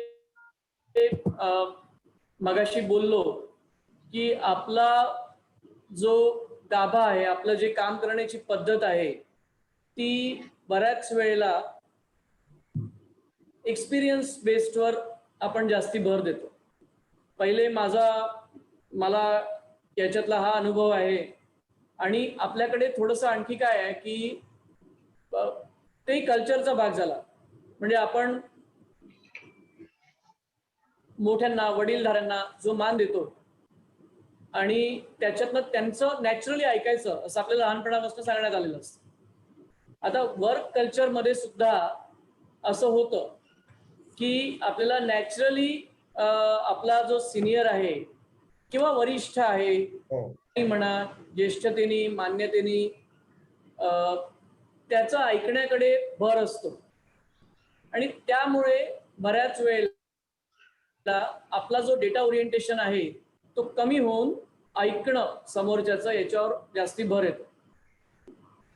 दुसरी गोष्ट अशी आहे की जपानमध्ये सुद्धा तोच प्रकार आहे की त्यांच्याकडे पण वरिष्ठांचं ऐकायचं, परंतु त्यांच्याकडे जेव्हा तुम्ही काम करता, मी अनेक जॅपनीज कंपन्यांमध्ये जायचो, अगदी पहाटेपासून थांबलो त्यांच्याकडे आणि त्यांचं डे टू डे ऑपरेशन्स कसं करतात बघितलं. तर जे सिनियर्स असतात, जे वरिष्ठ असतात, त्यांना एका साच्यातनं त्यांनी आणलेलं असतं. बरोबर, त्यांना कोचिंग हा प्रकार त्यांच्याकडे किंवा टाईप थिंकिंग असल्यामुळे म्हणा किंवा कुठल्याही त्यांच्या त्या जनरलाइज करतोय मी थोडं, पण त्यांना त्या साचेबद्ध तऱ्हेने ते कोच असतात एक. तर आपल्याकडे सुद्धा आपण ते अजून त्यात इव्हॉल्व्ह झालेलो नाहीये. माझ्या दृष्टीने मी स्वतः आमचे एक कोच आहेत, तर त्यांना मी महिन्या 2 महिन्यातनं भेटतो, एक्झिक्युटिव्ह कोच. आमच्या साहेबांनी मला मी विनंती केली, त्यांनी मला दिलं. त्यांच्याशी बोलताना, त्यांच्याकडनं ऐकताना त्यांचा फार मोठा अनुभव आहे वेगवेगळ्या विषयातला. एक टेक्निकल आहे, एक HR रिलेटेड आहे. तर मला अनेक गोष्टी शिकायला मिळतात ज्या मी स्वतः आपोआप नसते आल्या मला. तर मला असं वाटतं की इंडियन कंपनीजला पुश का लागतो याचं मुख्य कारण म्हणजे अजूनही तो एक्सपिरियन्स बेस्ड व्यक्तींवर अवलंबून असणं, त्यातही काही गैर नाहीये, पण त्या एक्सपिरियन्स बेस्ड व्यक्तींना कोचिंगचं प्रशिक्षण न दिल्यामुळे त्यांच्याकडनं येणारी जी उत्तरं आहेत ते प्रश्न समजून घ्यायच्या आधी पुष्कळ वेळेला उत्तर आलेली असतात. तर मला असं वाटतं की हा कल्चरल फरक आहे. आपण आपल्या मुलांना जेव्हा सामोरं जातो तेव्हा या गोष्टी नाही चालणार. पुढच्या पिढीला वाय हा महत्वाचा प्रश्न असतो त्यांचा. बरोबर, ते वाय अनालिसिस त्यांच्यासोबत करावंच लागेल. तसंच नवीन पिढी जी येते इंजिनियर्सची, आपल्याकडे काम करायला येणारी आहे, त्यांना सुद्धा आपण या वाय मधनं जाऊ द्यायला पाहिजे आणि आपल्या सिनियर्सला त्यांच्या सगळ्या प्रश्नांची समाधानकारक उत्तर द्यायला पाहिजे. मला वाटते पुढे जाऊन हा डेटा अनालिसिस करण्याचं सुद्धा काम आर्टिफिशियल इंटेलिजन्स करणार आहे बऱ्यापैकी, पण त्याआधी ह्युमन इंटेलिजन्सनी ते काम करून त्याचं प्रोसेसिंग शिकलं पाहिजे. तर त्यासाठी आपल्याला कल्चरल फरक आणून भर द्यायलाच लागेल. मला पण याच्यावर थोडस एक्सप्लेन करावं असं वाटतंय. अतिशय सुंदर गंभीर्याने हा प्रश्न विचारलेला आहे. माझ्या मते एज्युकेशन सिस्टीम मध्ये पण ह्याच्यात थोडस मूळ आहे. कारण की काय झालेलं आहे, आपल्याकडं आपण सगळेजण फार थिओरॉटिकल आहोत आणि जेव्हा प्रॅक्टिकल करतो, इव्हन आपण जेव्हा लॅब्स मध्ये काम केलेलं असतं तेव्हा आपलं उत्तर बरोबर आलं पाहिजे ह्याच्यावर सगळ्यांचं हे असतं. त्या प्रोसेसमध्ये जर काही गडबड झाली तर ती गडबड आपल्याला कशी आपल्या उत्तराला इफेक्ट करते ह्याचं खूप हे कमी केलं जातं आणि बरोबर उत्तर मिळालं तर बरोबर मार्क मिळतात. त्यामुळं त्या प्रोसेसमध्ये काय काय गडबडी होतात. तुम्ही शाळेत आहात, तुम्ही कॉलेजमध्ये आहात, तुम्हाला ज्या चुका होतात त्याच्यातून शिकायचं असतं. तर आता मी एक तुम्हाला अगदी साधं उदाहरण देतो. आम्ही जे मेजरिंग मशीन्स तयार करतो त्या मेजरिंग मशीन्स मध्ये आपला मेजरिंग अनसर्टनिटीचा फॉर्म्युला असतो. तर आम्ही जेव्हा सुरुवात केली तेव्हा सगळी मशीन्स, प्रचलित मशीन 3 मायक्रॉन प्लस L/200 असं काहीतरी व्हॅल्यू असायची. पुढे ती जाऊन 2.5 मायक्रॉन आली, त्याच्यानंतर 1.7 आली, नंतर काही ठिकाणी आता 1 मायक्रॉनच्या खाली सिस्टीम चालू झालेल्या आहेत. पण बरेच वेळा लोक कॅटलॉग बघतात आणि मग म्हणतात की अरे हे मशीन 1.5 मायक्रॉनचं आहे आणि हे मशीन 2 मायक्रॉनचं आहे, म्हणजे आपल्याला ह्या 2 मशीन मधला अर्धा मायक्रॉनचा फरक आहे. पण जेव्हा तुम्ही हे मशीन तुमच्या शॉप फ्लोअरवर बसवता तेव्हा तिथं जे तुम्ही एअर कंडिशनिंग एन्व्हायरमेंट त्या मशीनला देता त्याच्यामध्ये जर तुम्ही म्हणजे बरेच वेळा ही मशीन्स अशी आपण जेव्हा 2 मायक्रॉनच्या ऐवजी 1.5 मायक्रॉनचं मशीन घेतो त्यावेळेस कदाचित तुम्ही 5, 10, 15 लाख रुपये एक्स्ट्रा दिलेले असतात ते अक्वायर करण्यासाठी. पण जेव्हा आपण ते बसवतो तेव्हा त्या एअर कंडिशनिंगवर आपण 50,000चा एअर कंडिशनिंग असतो त्याच्यावर आपण कुठेतरी काहीतरी कॉम्प्रोमाइज करतो आणि we install one system. As a result of that ते मशीन जेव्हा तिथं चालतं तेव्हा ते 1.5 मायक्रॉन 2 मायक्रॉन सोडून द्या ते 50-100 मायक्रॉन मध्ये त्याचा परफॉर्मन्स येऊन बसतो. आता ह्याच्यासारखं जे हे आहे हे जसं आपण म्हणलं कुठलंही तुम्ही डेटा अनालिटिक्स टूल घ्या कुठलंही हे घ्या हा जर तुमचा बेस पक्का नसेल डिसिजन मेकिंग मधला अंडरस्टँडिंग मधला प्रायोगिकताचा तर खूप अवघड होणार आहे.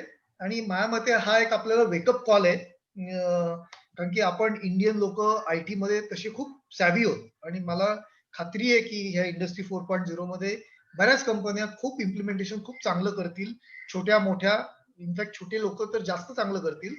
पण जोशी साहेबांनी जो मुद्दा सांगितला की त्याच्यामध्ये त्या डेटावर बघणारं कल्चर आपल्याला सगळ्या लोकांना तयार करायला लागणार आहे आणि त्याचा जास्त अवेअरनेस करायला लागणार आहे. सो माझ्या दृष्टीने त्या कल्चर मधली इन्व्हेस्टमेंट ही जास्त चॅलेंजिंग आणि जास्त मोठी आहे than the investment in the respective equipment.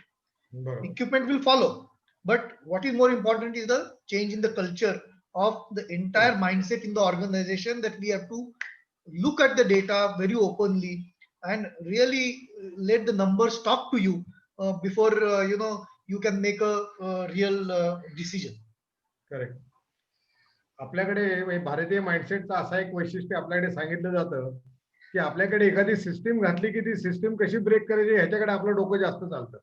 तर ते पॉझिटिव्हली तुम्ही म्हणलं तसं का कशा करता हे प्रश्न जर का त्यातनं पडत गेले आणि पॉझिटिव्हली त्यातले फरक आपल्याला दिसायला लागले तर याचा नक्की आपल्याला उपयोग ओव्हरऑल डेव्हलपमेंटच्या दृष्टीने चांगला होऊ शकतो. आता पुढचा आहे तो एक रत्नेश गुगले यांचा प्रश्न आहे जोशी सरांनाच आहे. त्यांचा प्रश्न असा आहे sir, how you account and react on the real time feedback from your suppliers and relate plans.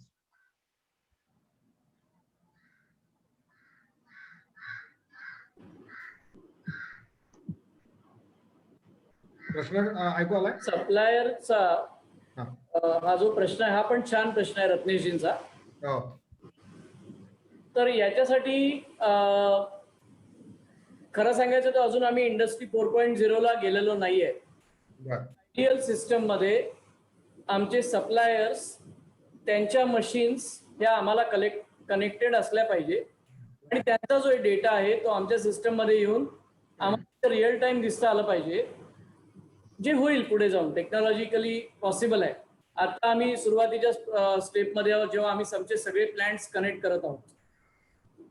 पण आम्ही ऍज अ सप्लायर कनेक्टेड आहोत आमच्या कस्टमर्सला. एक म्हणजे EDI सिस्टम जी आहे तर त्यांच्या इलेक्ट्रॉनिक डेटा एक्सचेंजमध्ये इंटरचेंजमध्ये ते जे काही त्यांचे शेड्यूल टाकतात ते माझ्या सिस्टममध्ये ऑटोमॅटिक येतात.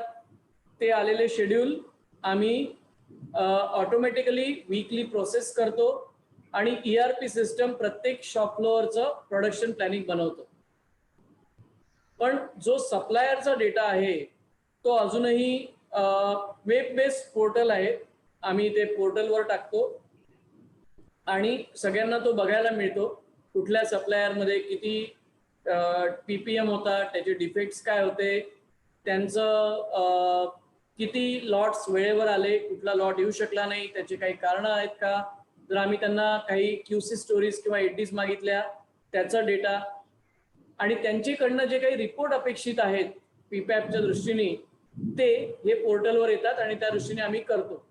पण as per as dispatch plans जे आहेत कस्टमर टू आम्ही ऑनलाईन आहोत पण आम्ही टू आमचे सप्लायर अजून ऑनलाईन नाही आहोत. त्याच्यामुळे आम्हाला त्यांना मॅन्युअल शेड्यूल अजूनही द्यायला लागतं. मी याच्यामध्ये तुमच्याच एक छोटस मी कॉमेंट करतो की लेटन ग्रुपचीच एक जी कंपनी आहे टाफे त्याच्यामध्ये आम्ही त्यांचे जे क्वालिटी हेड आहेत PK अग्रवाल सर त्यांच्याबरोबर हा एक प्रयोग आम्ही त्यांच्या सप्लायर बरोबर केला होता की ज्याच्यामध्ये सप्लायरचा डेटा हा त्यांच्या इनकमिंग इन्स्पेक्शनला व्हिजिबल करून दिलेला होता आणि त्याच्यावर बरीच प्रोसेस ऑटोमेट केल्यामुळं ऍक्च्युली इनकमिंग इन्स्पेक्शनचा रोल खूप इफिशियंट झाला होता की ज्याच्यामध्ये जर सप्लायर क्वालिटी चांगली मेंटेन करत असेल तर ऑटोमॅटिकली त्याला फ्री पासेस पुढच्या लॉटसाठी दिले गेले जातात बाय सिस्टीम किंवा जर सप्लायरच्या क्वालिटीमध्ये जर काही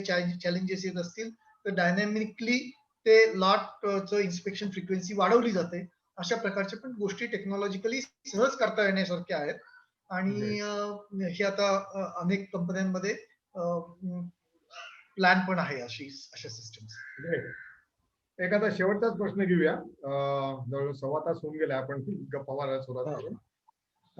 हिंग्यांचा प्रश्न आहे, PS हिंगे यांचा, की डिजिटल हा साळुंके सरांना प्रश्न आहे की डिजिटल इन्स्ट्रुमेंट्स मध्ये त्याची भाषा मराठी किंवा रिजनल करायची शक्यता आहे का? तुमच्या पुढच्या प्लॅन मध्ये ते आहे का?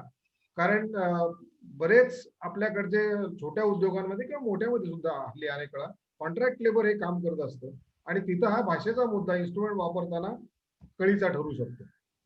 तुमचा काय? अगदी इंटरेस्टिंग प्रश्न आहे. इनफॅक्ट रिसेंटली आम्ही या पॅन्डेमिक मध्ये आम्ही मेडिकल वर्ल्ड मध्ये थोडस प्रयत्न चालू केले आणि पहिल्यांदाच मला ते जाणवलं की आपण जे सगळं इंग्लिश मध्ये देतो तर ते मेडिकल वर्ल्ड मध्ये सुद्धा मराठीमध्ये आणि किंवा ह्याच्यामध्ये बाकीच्या लँग्वेजेस मध्ये देणं आवश्यक आहे. आणि हे जेव्हा आम्ही जवळून बघितलं तेव्हा असं लक्षात आलं की आज ना उद्या आपल्याला इकडं पण हे करता येईल. टेक्नॉलॉजिकली हे सहज शक्य आहे पण आतापर्यंत कधी तसं त्याचं जाणवलं नाही की ह्या स्पेसिफिक गोष्टीमध्ये करायला पाहिजे. पण आजची टेक्नॉलॉजी हे अलाव करते. वेगवेगळ्या गुगल सारख्या टेक्नॉलॉजीज मला डिस्प्ले चेंज करता येतो, वेगळ्या पद्धतीने दाखवता येतं. पण हे नक्कीच होणार आहे. म्हणजे तुम्हाला म्हणजे तुम्ही सुरुवातीला जे सांगितलं साठे साहेबांनी की language should not become a barrier for your activity, तर ते माझ्या मते आपल्या इथं सहज होऊ शकते. धन्यवाद. आपण आता ही चर्चा इथे थांबवतोय. जोशी सर आणि साळुंके सर दोघांचेही मनपूर्वक आभार. आपण वेळ दिलात आणि आमच्या श्रोत्यांशी संवाद साधल्याबद्दल. श्रोत्यांना एक 2 गोष्टी मला आवाहन करायचं आहे की तुम्हालाही हा आमचा प्रयोग कसा वाटला याबद्दल नक्की जरूर मनमोकळा प्रतिसाद द्या. तुम्ही सगळे आमच्या मासिकाचे वाचक असालच. रेग्युलर वाचक जर का नसाल तर कृपया आमची वर्गणी भरा, जेणेकरून रेग्युलर तुमच्याकडे अंक यायला लागतील. तुमच्या कंपनीमध्ये, कारण काही कंपन्यांचे मालकही आता श्रोते आहेत असं दिसतंय मला, तुमच्या कंपनीमध्ये तुमच्या कामगारांना, इंजिनियर्सना हे मासिक, आता आम्ही 5 भाषातनं मासिकं काढतोय. म्हणजे कुठल्याही भाषेचा कामगार असेल तरी त्याला ते मासिक कसं उपलब्ध होईल अशा अर्थाने तुम्ही याचा विचार करू शकता. कारण मुळात आपण आता जे काय बोलतोय तेच की कल्चर बदलणे, म्हणजे त्या माणसाची क्वालिटी वाढणे, आणि क्वालिटी कशातनं वाढते तर नॉलेज मधनं वाढते. हे अगदी सरळ इक्वेशन आहे. तर त्याच्याकरता आम्ही हा उपक्रम जो चालू केलेला आहे त्याला तुमच्या सर्वांचा सहभाग हा जास्तीत जास्त चांगल्या पद्धतीने कसा मिळेल याच्यावर याचं पुढचं यश खरं तर अवलंबून असणार आहे.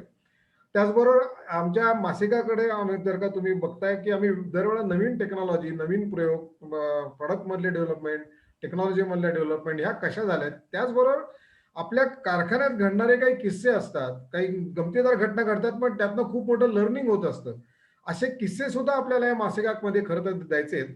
त्याबरोबर त्यामुळे तुमच्या प्रॉडक्ट आणि टेक्नॉलॉजी चेंज किंवा आधी आपण छोट्या उद्योगांमध्ये जुगाड केला असं जे म्हणतो, ते जुगाड सुद्धा काही वेळा फार इंटरेस्टिंग असू शकतं. त्यांना अधिक चांगले रिझल्ट तुम्हाला त्यावेळेला मिळत असतात.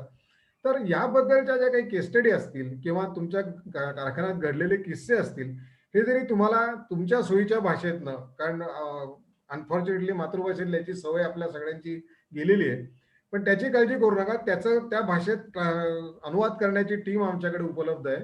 तुम्ही इंग्लिश, हिंदी कुठल्याही भाषेतनं लिहून देऊ शकता. त्याला आपल्या अंकातनं चांगला, आज हे मासिक 5 भाषात म्हणून जवळजवळ 45 ते 50,000 कंपन्यांमध्ये पोहोचतंय. त्यामुळे जे काय आपण चेंजेस बोलतोय, आज हे कल्चरल चेंज बोलतोय, त्याचं एक चांगलं माध्यम म्हणून आपण याच्याकडे बघू सगळेजण.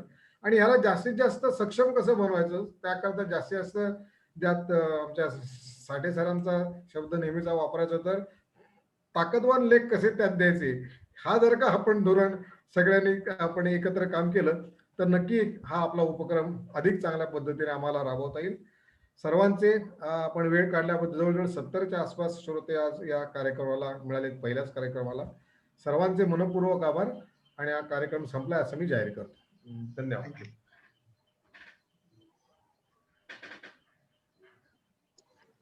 ओके, मी मीटिंग एंड करतो माझा. हो.